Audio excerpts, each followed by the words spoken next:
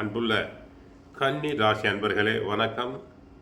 கன்னி ராசி அன்பர்களுக்கு 5 அதாவது 6ஆம் இடத்தில் ராகு, 7இல் சனி, 8இல் செவ்வாய், 9இல் சூரியன், புதன், 10இல் குரு, சுக்கிரன், விரய ராசியில் கேது இருக்கிறார்.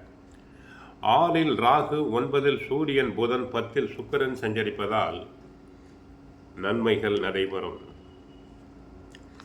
உடன் இருப்பவர்களின் உதவியானது தக்க நேரத்தில் தங்களுக்கு கிடைக்கும். கணவன் மனைவி இடையே கௌரவம் பார்க்காமல் ஒருவருக்கொருவர் விட்டு கொடுத்தல் வேண்டும். ஒரு சில நேரங்களில் உணர்ச்சி வசப்படுவீர்கள். கோபத்தை குறைத்து கொள்ள வேண்டும். கன்னிராசி பெண்கள், வாய் அடக்கம் தேவை. வார்த்தைகளை அளந்து பேசுவது நல்லது. சிலருக்கு பெண்கள் மூலமாக அனுகூலங்கள் உண்டு.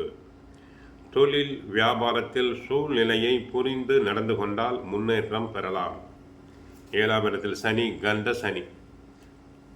உடல் நலனில் அவ்வப்போது ஏதாவது ஒரு கோளாறு வந்து கொண்டே இருக்கும். கணவன் மனைவி ஒருவரை ஒருவர் புரிந்து கொள்ளுதல் வேண்டும். சண்டை சச்சரவுகளில் ஈடுபடல் ஆகாது. கொடுக்கல் வாங்கல் விஷயத்தில் சற்று கவனம் தேவை. அதிக கடன் வாங்கக்கூடாது, கடன் கொடுக்கக்கூடாது, பிறருக்கு ஜாமீன் தரவும் கூடாது.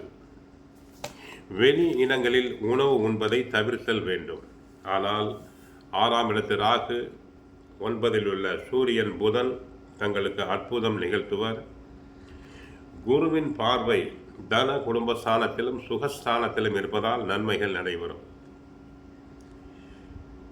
உத்தியோகம் செய்பவர்களுக்கு மேல் அதிகாரிகளால் சிரமங்கள் உண்டு. பிறர் வேலைகளையும் சேர்த்து செய்ய வேண்டியிருக்கும்.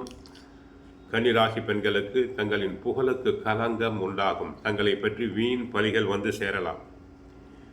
அதிக பணி சுமையால் கஷ்டப்படுவீர்கள். கண்ட சனி, அஷ்டமத்து செவ்வாய், இல்லறத்தில் எதிர்பாராத கருத்து வேறுபாடுகள் பிரச்சனை உண்டாக்கலாம். கணவன் மனைவி உறவுகளில் கவனம் தேவை. விரயஸ்தானத்தில் கேது இருப்பதால் திடீர் என்று கோபம், தன்னை அறியாமல் கோபம் கொள்வீர்.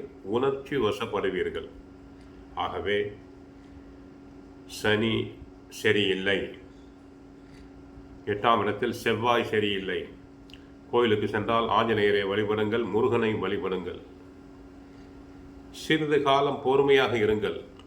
ஜூன் 2இல் நடைபெறும் குரு பெயர்ச்சி தங்களுக்கு நன்மை தரும். தினமும் சுந்தரகாண்டம், பகவத்கீதை பாராயணம் செய்யுங்கள். நன்மைகள் நடைபெறும். மற்றபடி இந்த வாரம் இனிய வாரமாக அமைய வாழ்த்துக்கள். வாழ்க வளமுடன். ஹரே கிருஷ்ணா, ஹரே கிருஷ்ணா.